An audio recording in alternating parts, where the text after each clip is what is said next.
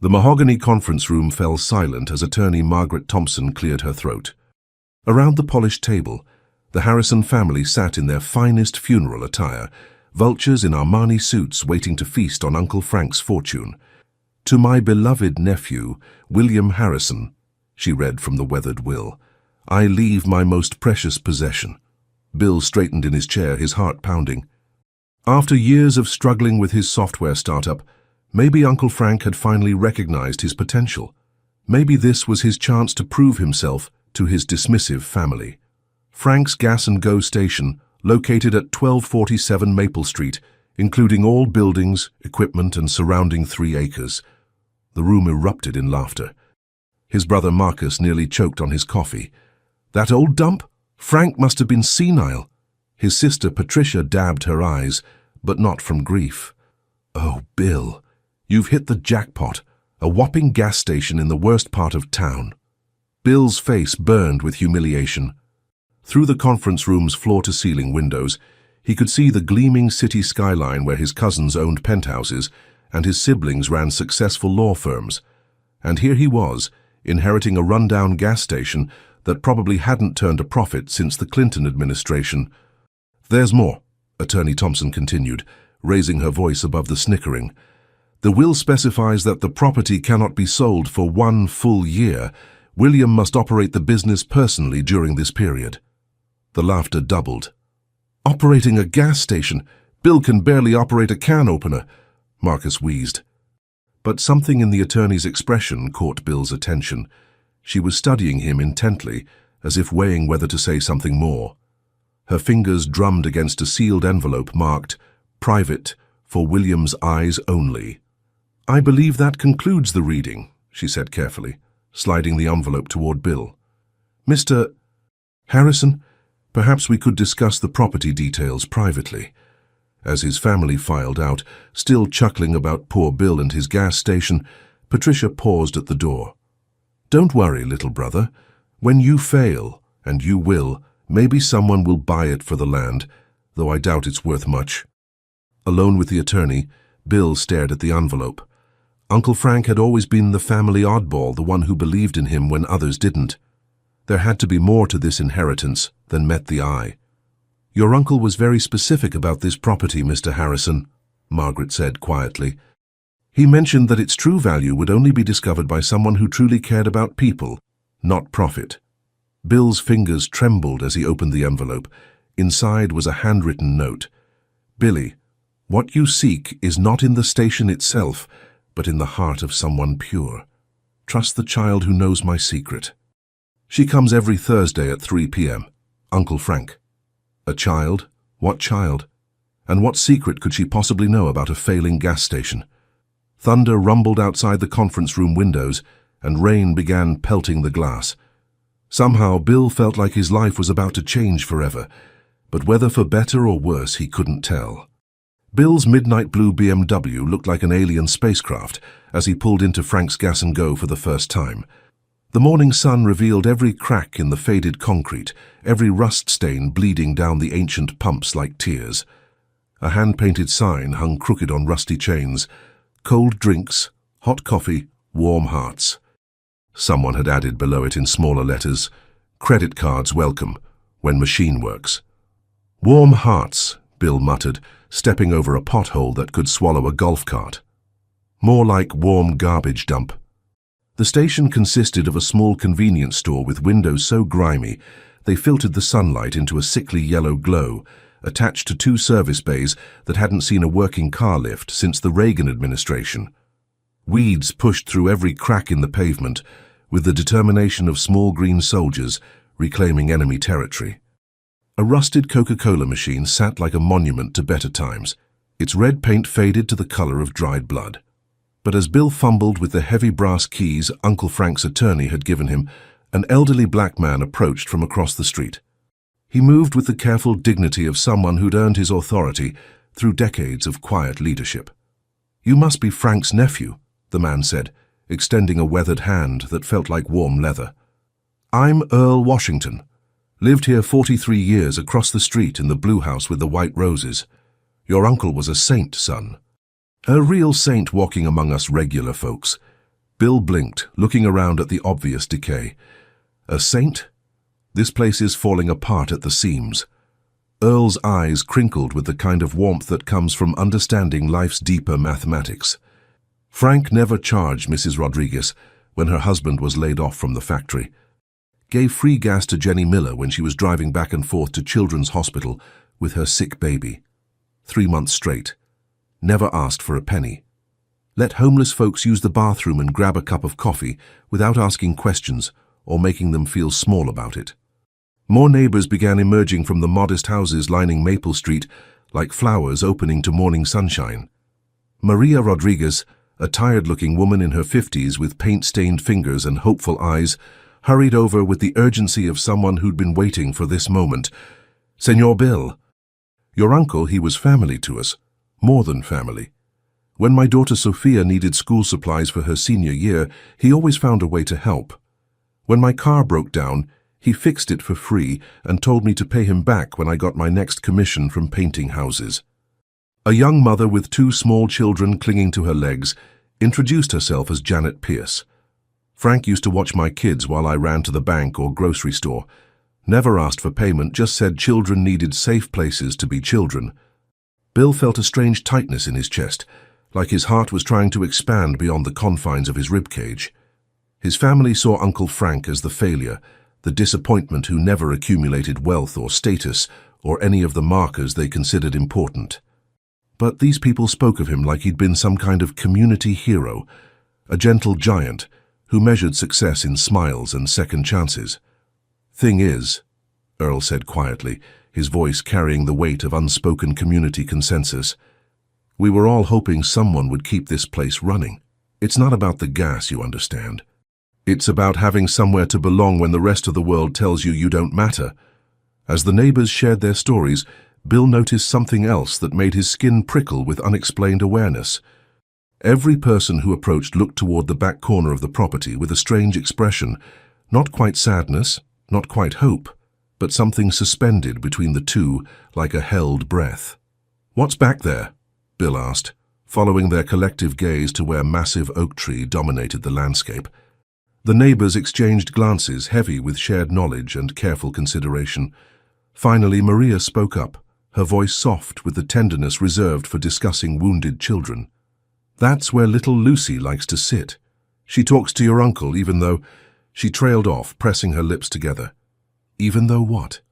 "Even though he's gone," Earl finished gently, his words carrying the weight of witnessed grief. "Child's been coming here every Thursday since the funeral. Just sits by that old oak tree and talks to thin air like Frank's still there listening. Breaks your heart and fills it up at the same time." Bill stared at the massive oak tree dominating the back corner of the property.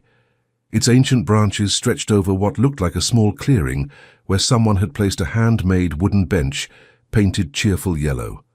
The tree seemed to pulse with its own life force, roots probably extending beneath the entire property. The pieces clicked together with the satisfying precision of a combination lock opening. A child who comes every Thursday. Uncle Frank's note about trusting the child who knows his secret. Tomorrow was Thursday. Bill spent Wednesday night in his downtown apartment, pacing the hardwood floors of his minimalist living room like a caged animal. He couldn't focus on anything except Uncle Frank's cryptic note and the mental image of a grieving child talking to an empty tree. At 2:30 p.m. Thursday, he was already parked outside the gas station, watching the oak tree through his windshield, like some kind of private investigator staking out a crime scene. The neighborhood seemed to hold its breath in the afternoon heat. Children played in distant yards, their laughter floating on the warm air like dandelion seeds. Mrs. Rodriguez tended her small garden, occasionally glancing toward the gas station with curious eyes. At exactly 3 p.m. she appeared. A small girl, maybe 10 years old, emerged from between 2 houses across the street, with the purposeful stride of someone keeping a sacred appointment. Her auburn hair was pulled back in a slightly crooked ponytail, secured with a bright blue scrunchie, and she wore a faded pink backpack decorated with unicorn stickers that looked too big for her thin frame. Despite her small size, she carried herself with an old soul's dignity. Bill watched mesmerized as she settled onto the wooden bench beneath the oak tree, opened her backpack with the careful reverence of someone handling precious artifacts, and pulled out what looked like a composition notebook and a thermos decorated with cartoon cats. She began talking, not loudly, but with the animated gestures and changing facial expressions of someone having a genuine conversation with a beloved friend. Taking a deep breath that felt like diving into unknown waters, Bill climbed out of his BMW and approached slowly, not wanting to startle her or interrupt what was obviously a private ritual. "Hello there," he called softly when he was still several feet away, his voice carrying the gentle uncertainty of someone approaching a wild animal. The girl looked up, revealing bright green eyes that seemed far older than her years, eyes that had seen too much loss but refused to surrender their capacity for wonder. "You're Bill," she said matter-of-factly, as if his arrival had been predicted and scheduled. "Mr. Frank said you'd come eventually." Bill's heart skipped several beats. "You knew my uncle?" "He was my best friend in the whole wide world," she said simply, patting the bench beside her in invitation. "I'm Lucy Chen. I live with Mrs. Patterson, 3 houses down in the yellow house with the purple shutters, ever since my parents died in a car accident last year. Mr. Frank used to give me oatmeal raisin cookies and let me help him sort the inventory. He told me lots of things about lots of things." Bill sat carefully on the other end of the bench, noting how the wood was worn smooth by years of use and weather. "What kind of things?" Lucy studied him with those unsettling green eyes that seemed to look straight through to his soul. "He said his family thought he was a failure because he didn't make piles of money or live in fancy houses, but that you were different from the rest of them. He said you had a good heart buried under all that fancy city worry and expensive clothes." The accuracy of this assessment made Bill profoundly uncomfortable, like someone had x-rayed his soul and found it wanting. "Lucy, I found a note from Uncle Frank. He said you know a secret about this place." Lucy's expression grew serious, transforming her young face into something ancient and wise. She glanced around as if checking for eavesdroppers, then leaned closer, her voice dropping to a conspiratorial whisper. "He told me about the treasure." "Treasure?" Bill's pulse quickened, images of pirate chests and golden coins dancing through his imagination. "He said there's something buried here worth more than all the money in all the banks in the whole city. But he made me promise with my pinky finger and everything that I would only tell someone who proved they really cared about people more than about being rich." Bill's mouth went dry. "What kind of treasure? Where is it buried?" Lucy shook her head firmly, her ponytail swishing with determination. "First you have to prove you're not like the rest of your family. Mr. Frank said they only care about money and what other people think, but you might be different if you tried hard enough. How do I prove that?" Lucy stood up, shouldering her backpack with the solemnity of someone carrying state secrets. "Keep the gas station open for real, not just sitting here counting days until you can sell it and forget about us. Make it a place that helps people again, like Mr. Frank did." She started walking away with measured steps, then turned back, her green eyes sparkling with mischief and mystery. "Oh, and Mr. Frank said when you're ready to hear about the treasure, I should look for the heart that beats beneath the numbers." Before Bill could ask what that cryptic phrase meant, Lucy disappeared between the houses like a sprite returning to the fairy realm, leaving him alone with more questions than answers, and a growing suspicion that Uncle Frank had orchestrated something far more complex than a simple inheritance. The oak tree seemed to rustle its leaves in approval, as if it too was part of the conspiracy. Bill spent the next 3 days wrestling with Lucy's challenge like Jacob wrestling with the angel. Keep the gas station open for real? He'd never pumped gas in his life, let alone run a convenience store or dealt with the daily reality of retail customers. His software startup experience hadn't exactly prepared him for the nitty-gritty of small business operations. But every time he considered walking away and returning to his comfortable downtown apartment, he remembered Lucy's serious green eyes and Uncle Frank's inexplicable faith in his potential for goodness. Saturday morning found him standing behind the register in borrowed jeans and an old college t-shirt, feeling like an actor who'd wandered onto the wrong stage. The ancient cash register looked like it belonged in the Smithsonian, all brass buttons and mechanical precision from an era when everything was built to last forever.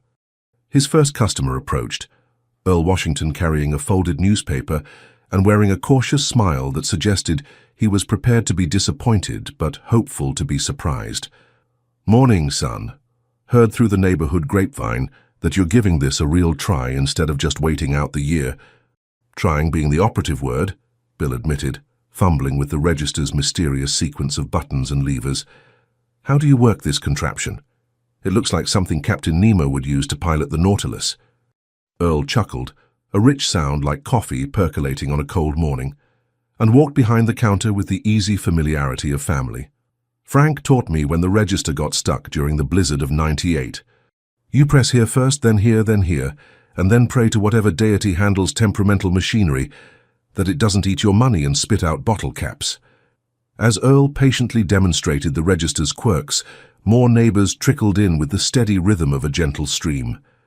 Maria Rodriguez bought milk and bread for her family, paying with carefully counted quarters and dimes, saved from her house-painting jobs.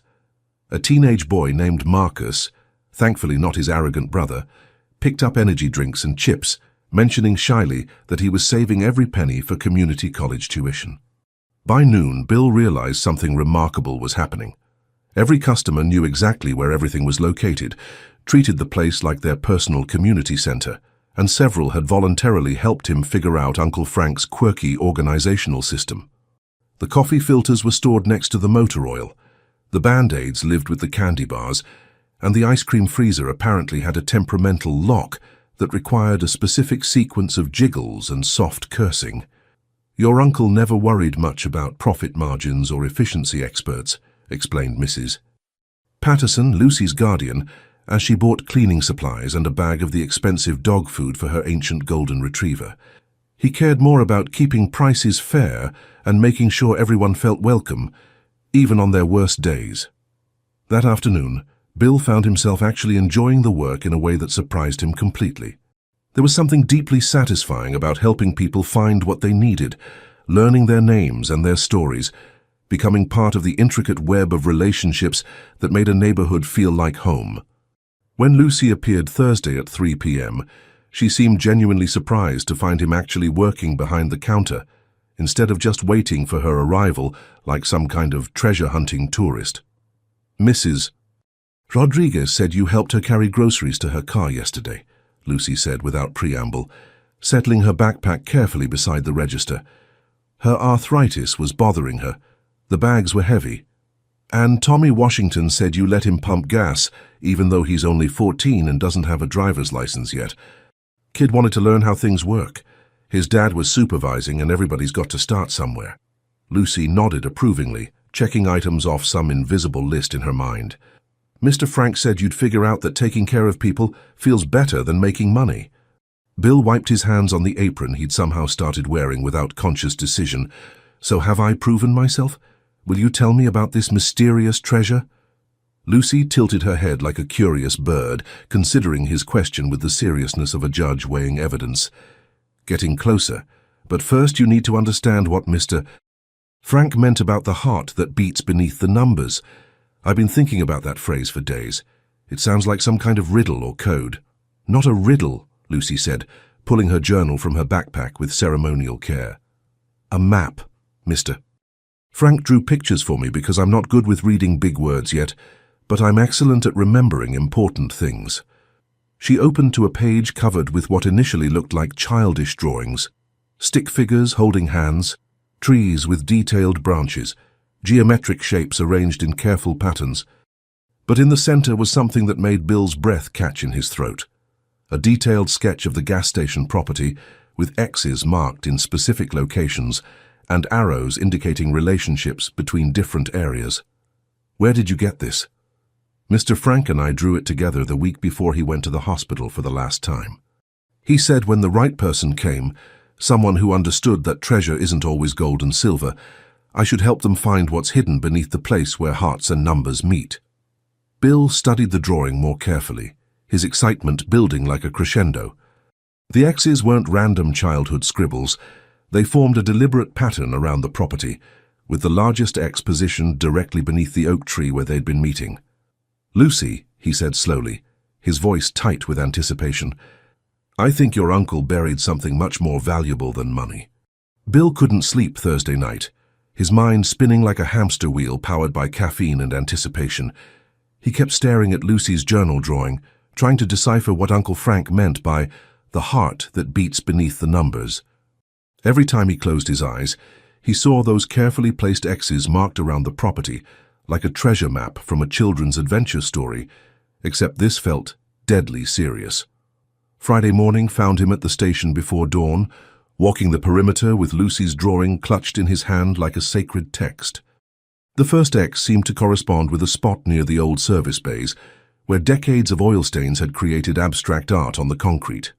The second marked an area behind the convenience store where someone had once attempted a garden that now hosted only the hardiest weeds. But the largest X, the one beneath the oak tree, drew him like a magnet draws iron filings. "You're up early for a city boy," Earl Washington called from his front porch across the street, holding a steaming mug and wearing the satisfied expression of someone who'd been awake for hours. "Coffee's fresh if you want some real fuel instead of that convenience store sludge." Bill accepted the invitation gratefully, crossing the street as the neighborhood began its gentle awakening ritual. Earl's kitchen was warm and smelled like bacon grease, fresh biscuits, and decades of good memories layered like archaeological strata. "Earl, did Uncle Frank ever mention hiding anything valuable on the property?" Earl's eyes grew thoughtful as he poured coffee into a mug that proclaimed "World's Best Grandpa" in faded blue letters. Frank was a private man who kept his own counsel, but he did mention once that the real value of that place wasn't in any ledger book or tax assessment. Said someone would figure it out eventually, someone who understood that the most valuable things can't be bought or sold. He paused, studying Bill's face with the penetrating gaze of someone who'd learned to read people through 7 decades of careful observation. "You thinking about that little girl's treasure stories? You know about Lucy's treasure hunt?" "Son, everybody knows. That child's been talking about Frank's secret for months." Most folks figured it was just grief talking, the way children sometimes make up stories to cope with loss, but Earl shrugged, his expression suggesting he'd seen enough of life's surprises to keep an open mind.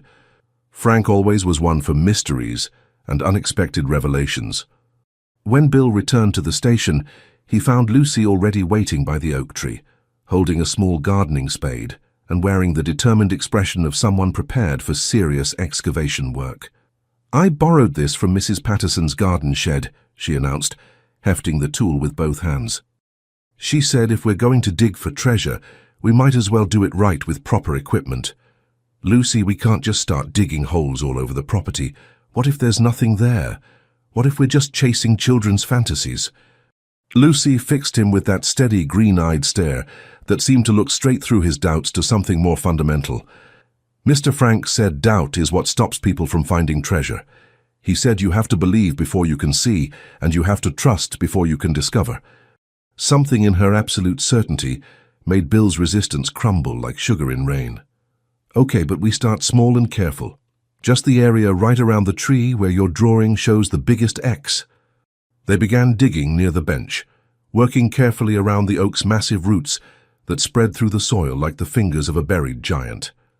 The earth was softer than expected, as if it had been disturbed more recently than the tree's age would suggest. After about 20 minutes of careful excavation, Lucy's spade hit something hard with a metallic clank that made them both freeze. "There!" she exclaimed, dropping to her knees and attacking the soil with her bare hands. "I felt something solid, something that doesn't belong in dirt." Bill's heart pounded as they cleared away earth, with the desperate efficiency of archaeologists uncovering ancient ruins. What emerged wasn't gold or jewels or anything that glittered, but something far more puzzling. A metal box about the size of a shoebox, wrapped in multiple layers of plastic and sealed with the kind of care that suggested its contents were irreplaceable. Inside the box were dozens of documents: property deeds, geological surveys, financial records, legal papers, and a letter in Uncle Frank's careful handwriting addressed to the new caretaker, in letters that seemed to glow with importance. Bill opened the letter with trembling fingers, while Lucy peered over his shoulder. "If you're reading this, you've proven you understand that true treasure isn't measured in dollars, but in the lives we touch and the love we share. The documents in this box will show you the real value of this property, but remember, With great wealth comes great responsibility to use it wisely. Lucy bounced with excitement. What do the papers say? What kind of treasure did we find? Bill's eyes widened as he scanned the documents, his hands beginning to shake as the implications hit him like lightning. Property surveys showing mineral rights, geological assessments indicating valuable deposits, legal papers dating back decades, and financial projections that made his mouth go dry.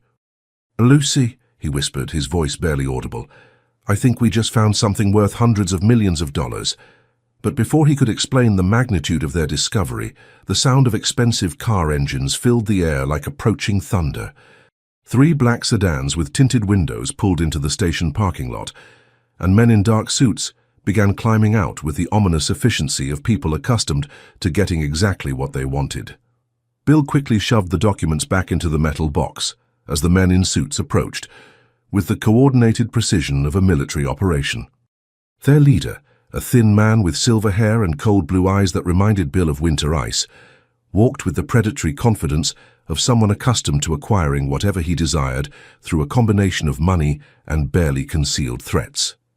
"Mr. Harrison," the man called out, flashing a smile that never reached his eyes and held all the warmth of a funeral parlor director. "I'm Robert Sterling from Sterling Development Group. We understand you've recently inherited this charming property." Lucy instinctively moved closer to Bill, clutching her gardening spade like a small warrior's weapon.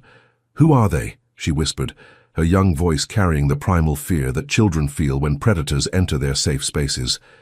"Gentlemen," Bill replied carefully, positioning himself between Lucy and the developers while trying to appear casual despite his racing heartbeat. "This is private property. What can I do for you?" Sterling's companions fanned out across the property, surveying every building and structure, with the systematic efficiency of vultures circling wounded prey.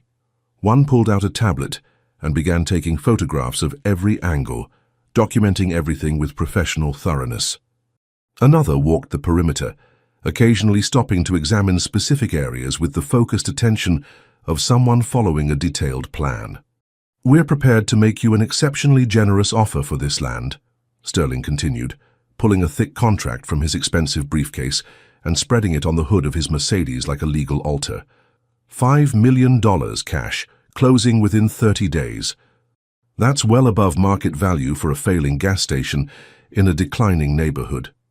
Bill's mind raced faster than a stock market ticker.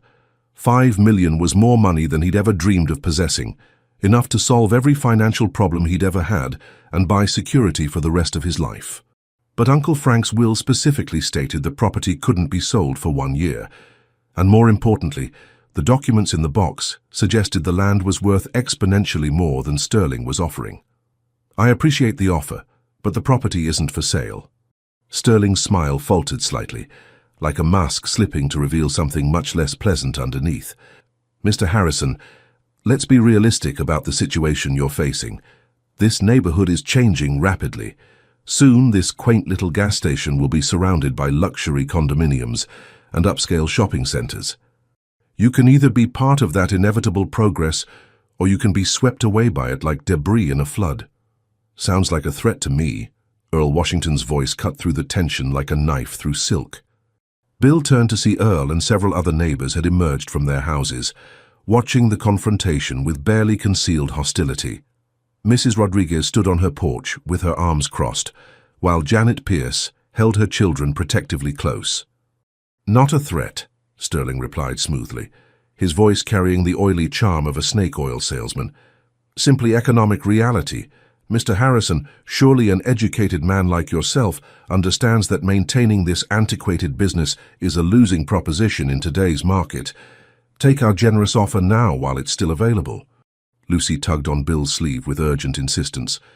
"Mr. Frank said never trust people who smile with their mouths but not with their eyes," she whispered loud enough for Sterling to hear, her child's honesty cutting through the adult pretense like a sword through fog. One of Sterling's associates leaned close to his boss and murmured something that made Sterling's jaw tighten, with barely controlled anger. The man's corporate mask slipped further, revealing glimpses of the ruthless predator beneath the polished exterior. "We're also prepared to help with any complications that might arise from local zoning issues or environmental concerns," Sterling continued, his voice taking on a harder edge. These old gas stations can be quite problematic when it comes to soil contamination and regulatory compliance. The cleanup costs alone could bankrupt a small business owner. The threat was barely veiled now, hanging in the air like poison gas. Bill realized with growing certainty that these men knew far more about the property than they were revealing. Had they been watching him? Had they seen him and Lucy digging? Did they know about the documents? As I said, the property isn't for sale, Bill repeated firmly, his voice carrying more confidence than he felt. Now I'd appreciate it if you'd leave my land. Sterling's mask finally slipped completely, revealing the cold calculator beneath the friendly businessman facade. Mr. Harrison, you strike me as an intelligent man who understands how the world really works. Don't make the mistake of thinking you can hold on to something this valuable indefinitely. Market forces have a way of getting what they want, with or without cooperation. After the developers left, their expensive cars disappearing like dark clouds after a storm, Bill noticed Lucy was trembling despite the warm afternoon sunshine. "They're the bad guys, aren't they?" she asked, her voice small and uncertain. "The ones Mr. Frank warned me about?" Bill knelt beside her, his mind reeling from the encounter and its implications. "What exactly did Uncle Frank tell you about bad guys?" "He said someday people would come who wanted to take away our special place. He said they'd offer lots of money and make scary promises, but they didn't understand what really made it valuable." Lucy looked up at the oak tree with the reverence of someone gazing at a cathedral. "He said when that happened, I should make sure the right person knew about the heart that beats beneath the numbers." Bill followed her gaze upward into the oak's ancient branches, and suddenly Uncle Frank's cryptic phrase made perfect, brilliant sense. There, carved into the trunk about 8 feet up, were dozens of pairs of initials inside heart shapes. A romantic record of every couple who had gotten engaged under this tree over the decades, a testament to love's endurance. Below the hearts, carved in Uncle Frank's careful handwriting, was a series of numbers that made Bill's breath catch. N42, 3601 W071, 0589, GPS coordinates. "Lucy," Bill said, his voice tight with excitement and growing fear, "I think we've only found the first piece of your uncle's treasure. And I think those men in expensive suits know exactly what we're looking for." Bill couldn't sleep again Friday night, his mind consumed by the GPS coordinates carved into the oak tree and the documents that suggested his uncle's failing gas station sat on something extraordinarily valuable. At sunrise, he found himself standing beneath the tree with his smartphone, inputting the numbers Uncle Frank had so carefully preserved. N42, 3601, W071, 0589. The coordinates pointed to a location approximately half a mile northeast of the gas station, in what appeared to be an undeveloped wooded area behind the neighborhood. Bill studied the satellite image on his phone, noting that the terrain looked surprisingly untouched for being so close to residential development. When Lucy arrived for her usual Thursday visit, she found Bill pacing excitedly beneath the oak tree. His laptop balanced precariously on the yellow bench, while he cross-referenced geological surveys from Uncle Frank's document collection. "You look like my teacher, Mr. Peterson, when he's had too much coffee," Lucy observed, settling her backpack beside his computer with practiced care. "Did you figure out what the numbers mean?" "They're coordinates, Lucy. They point to a specific location about half a mile from here. I think Uncle Frank wanted us to find something else, something bigger than just those documents." Lucy's green eyes lit up with the kind of excitement that only children can muster for genuine adventures. "Like a real treasure map? Can we go look? Mrs. Patterson packed extra cookies today, so we have supplies for exploring." Bill hesitated, glancing around the property where Sterling's men had photographed every detail just 24 hours earlier.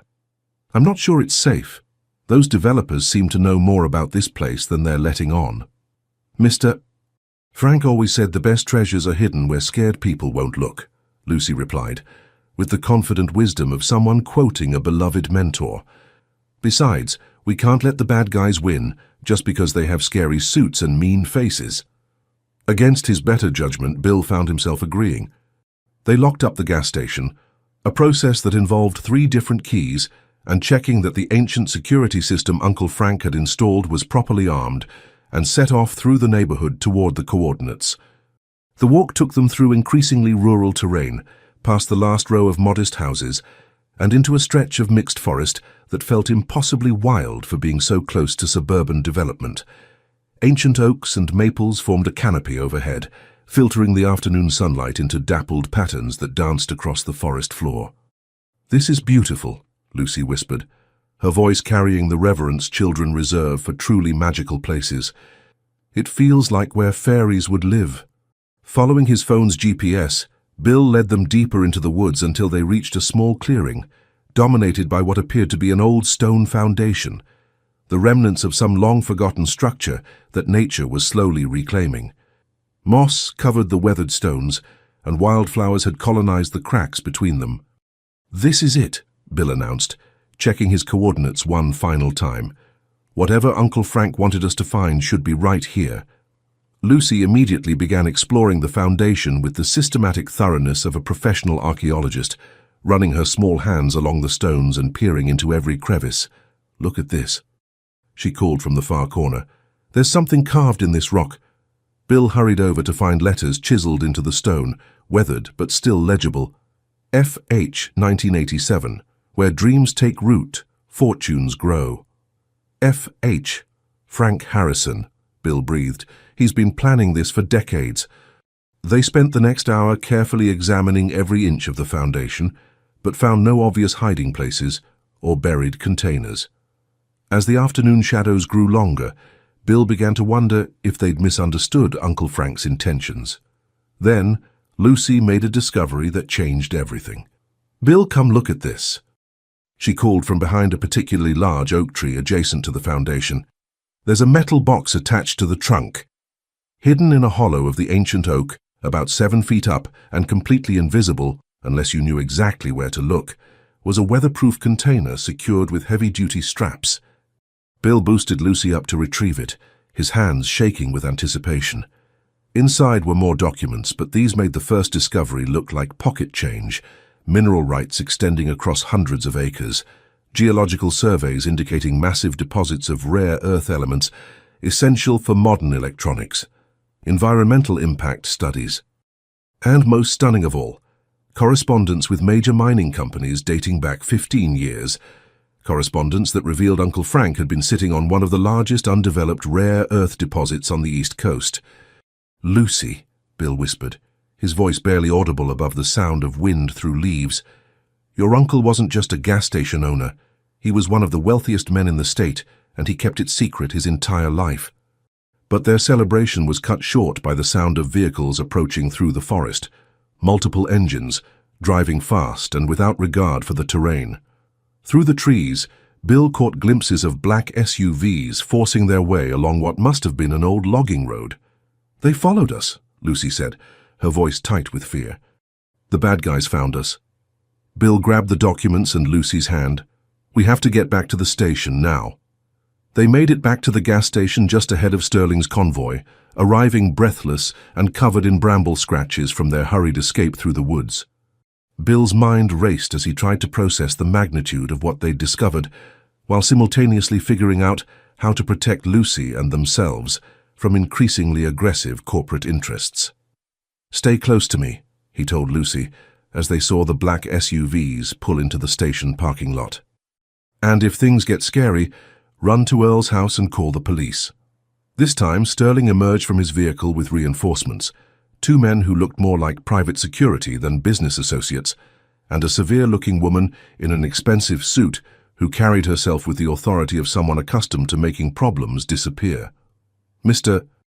Harrison," Sterling called, his voice carrying a harder edge than their previous encounter. "I believe you've been exploring areas beyond your property boundaries.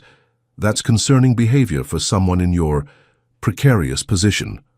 The woman stepped forward, extending a business card with the crisp precision of someone delivering an ultimatum. "I'm Jennifer Walsh, attorney for Sterling Development. We've discovered some irregularities in your uncle's property transfers that require immediate attention."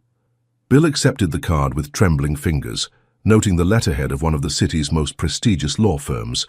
"What kind of irregularities?" Environmental violations, for starters, Walsh replied smoothly. Our preliminary investigation suggests this property may have contamination issues that were never properly disclosed or remediated. The cleanup costs could exceed the property's entire value. That's convenient timing for such discoveries, Earl Washington's voice cut through the tension. Bill turned to see that word of the confrontation had spread through the neighborhood with the efficiency of a telegraph system.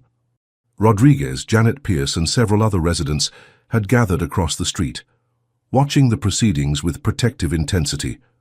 Additionally, Walsh continued, ignoring the growing crowd of hostile neighbors, we've identified questions about the mineral rights that were supposedly transferred with the property. It appears your uncle may not have had clear title to subsurface assets. Lucy tugged on Bill's sleeve. They're lying, she whispered urgently. Mr. Frank showed me all his papers. He said he made sure everything was legal and proper because someday it would matter. Sterling smiled, but the expression held all the warmth of a shark sensing blood in the water. Of course, all these legal complications could be resolved quite easily. Our offer still stands, $5 million, immediate closing, and we'll handle all the environmental and legal issues ourselves. And if I refuse, then you'll find yourself facing years of litigation, environmental cleanup costs in the millions, and quite possibly criminal charges for operating a business on contaminated land, Walsh replied with the matter-of-fact tone of someone reciting a grocery list. The threat hung in the air like a toxic cloud. Bill realized they weren't just trying to buy the property. They were attempting to steal it through legal intimidation and manufactured problems. But why go to such extremes for a simple gas station, unless they knew about the rare earth deposits? I need time to review these allegations with my own attorney, Bill said carefully. Of course, Sterling replied magnanimously. You have 24 hours to consider our generous offer. After that, we'll be forced to pursue other remedies. After the legal team departed, the neighbors rallied around Bill with the fierce loyalty of people defending their own. Earl appointed himself unofficial strategy coordinator, Mrs. Rodriguez volunteered to research Sterling Development's background, and Janet Pierce offered to contact her cousin, who worked for the state environmental agency. They're scared of something, Earl observed, as they gathered in the gas station's convenience store for an impromptu war council. Companies don't bring that much legal firepower unless they're trying to hide something big. Lucy sat quietly in the corner, methodically eating cookies and thinking with the intense concentration that adults often underestimate in children. Finally, she spoke up. Mr. Frank said bullies always make the most noise when they're most afraid. He said the trick is figuring out what they're really scared of. What do you think they're scared of, Lucy? That we'll find the rest of the treasure before they can steal it, she replied, with the simple clarity that cuts through adult complexity like a knife through butter. Bill stared at her, pieces of the puzzle beginning to click into place. The rare earth deposits they discovered were valuable beyond imagination, but Uncle Frank's careful planning suggested there might be even more to uncover, and Sterling's increasingly desperate tactics indicated they were working against some kind of deadline. Lucy, he said slowly, your uncle's note mentioned that you should help the right person find what's hidden. Do you think there's more than what we've found so far? Lucy nodded solemnly. Mr. Frank said the real treasure comes in 3 parts, like a story with a beginning, middle, and end. We found the beginning in the box under the tree and the middle in the forest, but the end is still waiting for the right moment. Where's the end? Lucy smiled with the mysterious expression of someone who knew secrets that could change the world. Mr. Frank said I'd know when the time was right. He said it would be when someone proved they cared more about protecting people than getting rich. As Bill looked around at the neighbors who'd rallied to support him, at Lucy who trusted him with her uncle's legacy, and at the gas station that had become so much more than a business, he realized Uncle Frank's final test was just beginning. The next morning brought an unwelcome surprise, a notice from the county health department ordering immediate closure of the gas station pending investigation of alleged soil contamination. Bill stared at the official document taped to his front door, his coffee growing cold as the implications sank in. They work fast, he muttered, noting that the complaint had been filed by concerned citizens whose contact information led back to a law firm associated with Sterling Development. The system was rigged, and they weren't even trying to hide it. Lucy arrived early, before her usual Thursday appointment time, carrying a manila envelope and wearing the determined expression of someone on a mission. "Mrs. Patterson helped me organize something," she announced, settling the envelope carefully on the counter. "She said when grown-ups start lying, children have to tell the truth extra loud." Inside the envelope were photocopies of documents Lucy had apparently been collecting for months, receipts for environmental testing Uncle Frank had conducted annually, correspondence with state agencies confirming the property's clean status, and most damaging to Sterling's claims, a recent soil analysis showing no contamination whatsoever. "Uncle Frank made me promise to keep these safe," Lucy explained. "He said someday bad people might try to tell lies about his property, and these papers would prove the lies were lies." Bill felt a surge of admiration for his uncle's foresight and Lucy's faithful guardianship of the truth. "Lucy, these documents could stop Sterling's legal maneuvering cold. Why didn't you show them to me earlier?" "Because Mr. Frank said I should only share them when someone had proven they cared more about doing right than being rich. Yesterday, when you stood up to the scary lawyers instead of taking their money, you passed the test." Before Bill could respond, his phone rang with a call from an unlisted number. The voice on the other end was unfamiliar, but carried the authority of someone accustomed to being taken seriously. "Mr. Harrison, this is Special Agent Rodriguez with the FBI's White-Collar Crime Division. I believe you may have information relevant to an ongoing investigation into Sterling Development Group's business practices." Bill's heart hammered as he scheduled a meeting for that afternoon, realizing that Uncle Frank's legacy had drawn him into something far more complex than simple property development. After hanging up, he found Lucy watching him with those penetrating green eyes. "More bad guys?" she asked. "I think these might be the good guys. The FBI wants to talk about Sterling Development." Lucy nodded approvingly.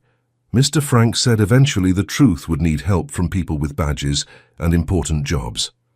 He said that's when I should tell you about the third treasure." Bill knelt beside her chair, sensing they were approaching the culmination of Uncle Frank's elaborate plan. "What's the third treasure, Lucy?" Instead of answering directly, Lucy pulled out her journal and turned to a page Bill hadn't seen before. A detailed map of the underground tunnel system that apparently connected the gas station to several points throughout the neighborhood, including the foundation in the woods. "Mr.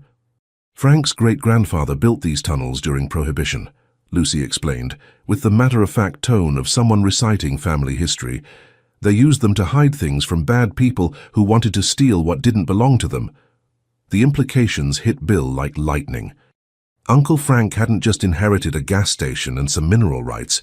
He'd inherited a piece of local history that included hidden infrastructure worth millions in its own right.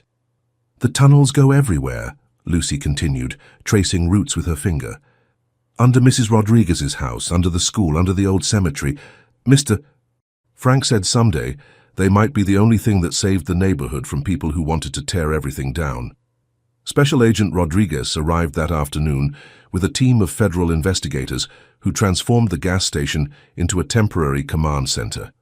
Bill learned that Sterling Development was the subject of a multi-state investigation into fraud, environmental crimes, and conspiracy to defraud property owners of mineral rights worth billions.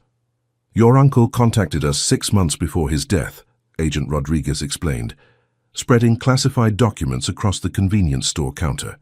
"He suspected Sterling was using illegal methods to acquire properties with valuable subsurface assets. His evidence has been crucial to our investigation." Uncle Frank was working with the FBI. "He was a patriot who understood that some things are more important than personal profit," Rodriguez replied. "He wanted to ensure that if anything happened to him, the right people would have access to evidence that could protect other property owners from similar schemes." Lucy listened to the conversation with intense concentration, occasionally nodding as if pieces of a long-planned puzzle were finally clicking into place. When Agent Rodriguez finished explaining the investigation, she spoke up with quiet authority. "Now it's time for the third treasure," she announced, pulling a small key from her backpack.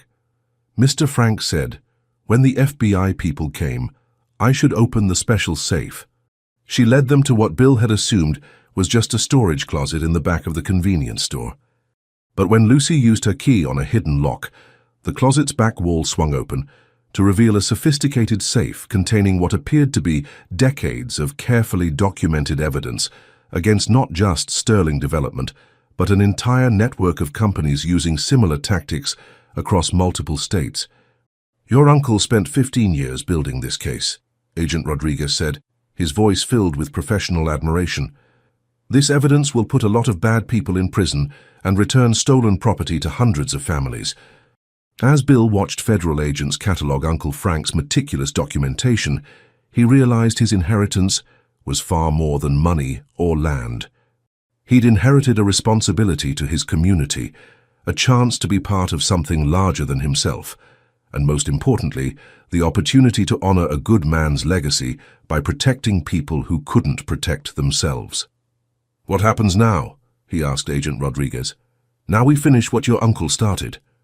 And thanks to you and Lucy, we finally have everything we need to do it."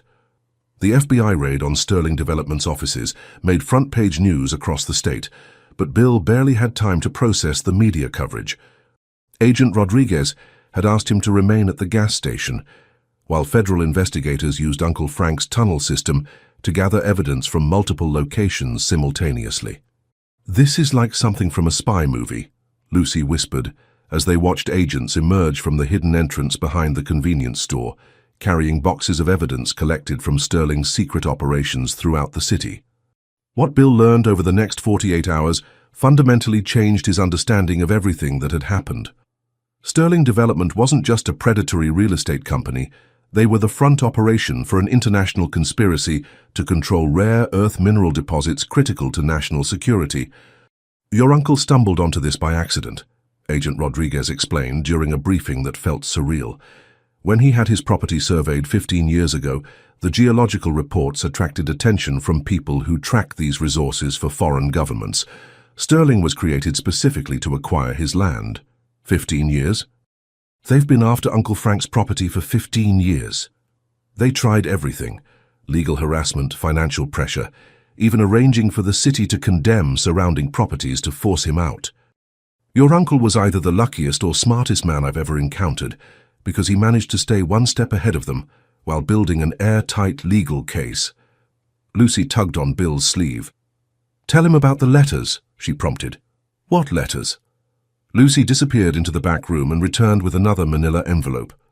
"These came to Mr. Frank every month. He read them to me because he said someday I might need to understand what they meant." The letters were from mining companies, environmental groups, and government agencies, all warning Uncle Frank that his property was the target of what amounted to economic warfare. Several explicitly urged him to contact federal authorities, while others offered protection if he agreed to sell his mineral rights to legitimate American companies. "He turned down offers worth over $300 million, Bill said, his voice barely audible as he read through the correspondence. "Because he understood that some things are more valuable than money," Agent Rodriguez replied. "Your uncle believed this deposit should benefit his community, not foreign interests or corporate raiders." The scope of Uncle Frank's vision was staggering. He'd spent 15 years not just protecting his property, but building a legal framework that would allow the rare earth deposits to be developed responsibly, with profits shared among neighborhood residents and environmental protections enforced by community oversight. "He created a trust," Agent Rodriguez continued, handing Bill a thick legal document. "You're not just inheriting a gas station, you're inheriting control of a community development project worth approximately $800 million. Bill's hands shook as he read the trust documents. Uncle Frank had structured everything so that development of the mineral deposits would provide economic opportunities for current residents while preventing displacement or exploitation. $800 million, Lucy asked, her young mind struggling with numbers that large. "More than that, actually," Agent Rodriguez corrected. "Recent geological surveys suggest the deposits extend much further than originally estimated. We're looking at what might be the most valuable undeveloped rare earth resource in North America." But the biggest revelation came when Agent Rodriguez showed them Sterling's internal communications, intercepted during the investigation. The company had been planning to acquire Uncle Frank's property through fraudulent environmental claims, extract the minerals with methods that would have poisoned the groundwater for decades, and abandon the site once the most valuable deposits were exhausted. They would have destroyed this entire neighborhood, Bill said, looking out at the modest houses where families like the Washingtons and Rodriguezes had lived for generations. Your uncle saved them, Agent Rodriguez replied simply. And now you have the opportunity to build something better. Lucy had been unusually quiet during the briefing, processing information with the intense concentration that adults often underestimate in children. Finally, she spoke up with a question that cut to the heart of everything they'd learned. Mr. Frank always said the real treasure was taking care of people. If we're rich now, does that mean we can take care of everybody? Bill knelt beside her chair, understanding for the first time the full magnitude of what Uncle Frank had entrusted to him. This wasn't just about money or minerals or defeating corporate criminals. It was about proving that wealth could be used to strengthen communities rather than destroy them. Yes, Lucy, he said, his voice thick with emotion. I think that's exactly what it means. Agent Rodriguez smiled, and for the first time since this whole adventure began, Bill felt like they'd finally understood the true meaning of Uncle Frank's legacy. The gas station, the mineral deposits, the FBI investigation, all of it had been leading to this moment when someone would have to choose between personal gain and community good. There's one more thing, Agent Rodriguez added, his expression growing serious. Sterling's backers aren't going to give up easily. Even with their legal problems, they have resources and connections that make them dangerous. You're going to need protection until this is fully resolved. How long will that take? Could be months, maybe longer. These kinds of international conspiracies don't unravel overnight. Bill looked around at the gas station that had become the center of his world, at Lucy, who'd trusted him with secrets that could change everything, and at the neighborhood that had embraced him as family. Whatever came next, he knew Uncle Frank had chosen well. The real treasure wasn't buried in the ground or hidden in tunnels. It was the opportunity to prove that some things really are more valuable than money. 3 weeks after the FBI raid, Bill's life had transformed in ways he never could have imagined. The gas station continued operating under federal protection, while lawyers, geologists, and community organizers worked to implement Uncle Frank's trust according to his carefully detailed specifications. But it was Lucy who kept everything grounded in the human reality behind all the legal complexity. Mrs. Rodriguez cried when I told her about the college fund, Lucy reported during one of their daily meetings beneath the oak tree. Happy crying, not sad crying. She said Sophia might actually be able to become a doctor instead of just dreaming about it. Uncle Frank's trust was more comprehensive than even Agent Rodriguez had initially realized. Beyond the mineral rights and community development funds, it included provisions for college scholarships, small business loans, healthcare assistance, and housing rehabilitation throughout the neighborhood. Every detail had been planned to strengthen the community rather than displace it. Earl says it's like Mr. Frank reached out from heaven to give everybody a second chance, Lucy continued, pulling her journal from her backpack with the ceremonial care she reserved for their most important conversations. But Bill had learned that good intentions weren't enough to guarantee good outcomes. Sterling Development's arrest had triggered a feeding frenzy among other companies, trying to position themselves as legitimate partners for developing the mineral resources. Politicians had suddenly discovered the neighborhood existed. Environmental groups wanted to prevent any development whatsoever. And community members were struggling to understand how their quiet lives had become the center of a multi-million-dollar controversy. Some people are scared, Bill admitted to Lucy. Change is hard, even when it's good change. Mr. Frank said that would happen, Lucy replied, turning to a page in her journal Bill had never seen before. He said when the treasure finally came out of hiding, some people would try to grab it all for themselves, and others would be afraid of what it might mean. The page contained what appeared to be Uncle Frank's final instructions, written in his careful handwriting, with additional notes in Lucy's childish scrawl where she'd asked for clarification on difficult words. He made me memorize this part, Lucy said, pointing to a paragraph highlighted in yellow marker. He said it was the most important thing of all, and I should only share it when the person in charge had proven they could handle the responsibility. Bill read Uncle Frank's words with growing emotion. The greatest treasure isn't the money or the minerals or even the power to change lives. The greatest treasure is understanding that wealth means nothing unless it serves love. The person reading this has been chosen not because they're perfect, but because they're capable of growth. Trust the community to guide you. Trust the children to inspire you. Trust yourself to do better than those who came before. He believed in you before you even knew he existed, Lucy said softly. Just like he believed in me when nobody else thought a kid could keep important secrets. The weight of that trust was both humbling and terrifying. Bill had spent his adult life focused on personal success, measuring worth in profit margins and market share. Uncle Frank was asking him to think in terms of generations, to build something that would matter long after he was gone. Lucy, what if I mess this up? What if I make decisions that hurt people instead of helping them? Lucy considered his question with the seriousness she brought to all matters of genuine importance. Mister, Frank said the secret to not messing up was remembering that you're not doing it alone.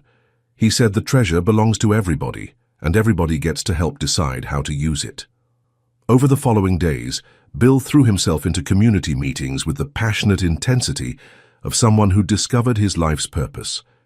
They established neighborhood committees to oversee different aspects of the development project. They brought in independent experts to ensure environmental protections were more than just legal requirements. They created transparent processes for making decisions about fund allocation and business partnerships.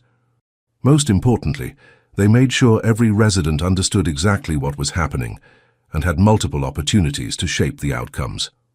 This is what democracy looks like when it actually works, Earl Washington observed during one particularly productive community meeting. Frank would be proud to see how you're honoring his vision, but Bill knew the real test was still coming. Tomorrow, representatives from 6 different mining companies would present their proposals for developing the rare earth deposits. The community would have to choose partners who could balance profitability with environmental responsibility and social justice. The decision would affect not just current residents, but generations of families yet to be born. "Are you ready for the big meeting?" Lucy asked, as they sat beneath the oak tree on what felt like the eve of a historic moment. Bill looked around at the gas station that had become a symbol of community resistance to corporate exploitation, at the neighborhood where children played safely in streets that would soon be part of a multi-million-dollar development project, and at Lucy, whose unwavering faith in Uncle Frank's vision had made everything possible. "I'm ready," he said, and for the first time since this whole adventure began, he truly meant it. "Good," Lucy replied, closing her journal with the satisfied expression of someone who'd completed an important assignment, "because tomorrow we find out if we really learned what Mr. Frank was trying to teach us." The oak tree rustled its leaves in what sounded almost like approval, as if Uncle Frank himself was listening and preparing for the final test of his carefully orchestrated plan. The community center had never seen anything like it. 6 mining companies had set up elaborate presentations in what used to be the church basement, where neighborhood potluck dinners were held every 3rd Sunday. Representatives in expensive suits spoke about profit projections and extraction timelines, while residents who'd lived here for decades asked pointed questions about water quality and noise levels. Bill sat at the head table with Lucy beside him, both of them wearing the weight of responsibility like formal attire that didn't quite fit yet. After 3 hours of presentations ranging from environmentally conscious to profit-obsessed, the choice seemed clear to everyone in the room. Meridian Earth Sciences has the best environmental protections, Earl Washington summarized during the community discussion period. They're offering fair profit sharing, they'll hire locally, and they've got a track record of leaving sites better than they found them. Mrs. Rodriguez stood up, her voice carrying the authority of someone who'd raised 4 children and buried 2 husbands. "But what about our children's children? What about 50 years from now when the mining is done and these companies are long gone?" It was Lucy who provided the answer that changed everything. "Mr. Frank left one more letter," she announced, pulling a sealed envelope from her backpack with the ceremonial care she brought to all of Uncle Frank's revelations. "He said I should only open it when the grown-ups were ready to think like children." The envelope contained a proposal so simple and revolutionary that it took several minutes for the adults to fully grasp its implications. Uncle Frank suggested that instead of selling mineral rights to any single company, the community should form its own mining cooperative, hiring expertise as needed while maintaining complete control over operations, environmental standards, and profit distribution. He calculated everything, Bill said, scanning Uncle Frank's detailed financial projections. We can afford to hire the best geologists, the most advanced equipment, the strictest environmental monitoring, and all the profits stay in the community forever. Agent Rodriguez, who'd been quietly observing the proceedings, stood up with a smile that transformed his usually serious face. For what it's worth, the federal government would much prefer seeing these resources developed by an American community cooperative rather than any multinational corporation. The vote was unanimous. Over the following months, Bill discovered that managing an $800 million community trust was simultaneously the most challenging and rewarding work he'd ever undertaken. Every decision required balancing competing interests, every expenditure demanded community approval, and every success belonged to everyone. But it was the small moments that revealed the true treasure Uncle Frank had left behind. Like watching Sofia Rodriguez, graduate valedictorian from the State University, her medical school acceptance letter framed on her mother's kitchen wall beside a photo of Uncle Frank at her quinceañera. Like seeing Earl Washington's granddaughter open her veterinary clinic in the renovated building that used to house Sterling Development's local offices. Like discovering that the gas station had become an informal community center where neighbors gathered to solve problems and celebrate victories. People drive from other towns just to see how we did it, Lucy reported during one of their weekly meetings beneath the oak tree. She was 12 now, taller and more serious, but still carrying the same unicorn backpack and still treating their conversations like the most important appointments of her week. Did what? Proved that money can make people happier instead of meaner, she replied with the matter-of-fact wisdom that had guided them through Uncle Frank's elaborate treasure hunt. The gas station still operated, though it had been thoroughly modernized with solar panels, electric vehicle charging stations, and a convenience store that showcased products from local businesses. Bill had kept his promise to run it personally, discovering that pumping gas and chatting with customers remained one of his favorite parts of each day. But the real transformation was visible in the faces of people who'd learned to believe in possibilities they'd never dared imagine. Children who'd grown up expecting to leave the neighborhood for better opportunities were now planning to stay and build something unprecedented. Adults who'd spent decades struggling financially were investing in education, starting businesses, and dreaming about their grandchildren's futures. Uncle Frank would be proud, Lucy said, following Bill's gaze across the bustling street where construction crews were building the new community college campus funded by the mining cooperative. He'd be proud of you most of all, Bill replied. You kept his secret safe and you trusted the right person to help make his dreams come true. Lucy considered this for a moment, then shook her head with the gentle correction of someone who understood the deeper truth. He'd be proud of all of us for remembering that taking care of each other is what makes treasure actually valuable. As the sun set behind the oak tree where it all began, Bill reflected on how completely his life had changed. He'd inherited what he thought was a worthless gas station and discovered it was an invitation to join something larger than himself. He'd been humiliated by his wealthy family and found real wealth in the relationships that money couldn't buy. Most importantly, he'd learned that Uncle Frank's greatest gift wasn't the mineral deposits or the legal trust or even the elaborate plan to protect the community from corporate predators. His greatest gift was the example of how to use whatever resources you have, whether it's a gas station, a kind word, or $800 million, to make the world a little bit better for the people around you. Same time next week? Lucy asked, shouldering her backpack as parents across the neighborhood called children home for dinner. Same time next week, Bill confirmed, watching her skip toward Mrs. Patterson's house where homework and homemade cookies waited. He remained beneath the oak tree for a few more minutes, listening to the sounds of a community that had learned to thrive instead of just survive.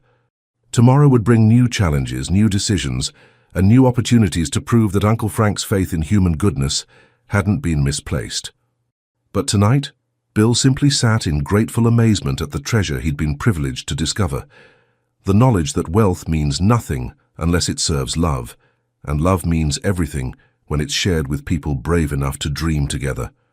The oak tree rustled its leaves in the evening breeze, and Bill could swear he heard Uncle Frank's gentle laughter carried on the wind, pleased beyond measure that his carefully orchestrated treasure hunt had led to the most valuable discovery of all: the truth that the best inheritances aren't what we receive, but what we choose to give.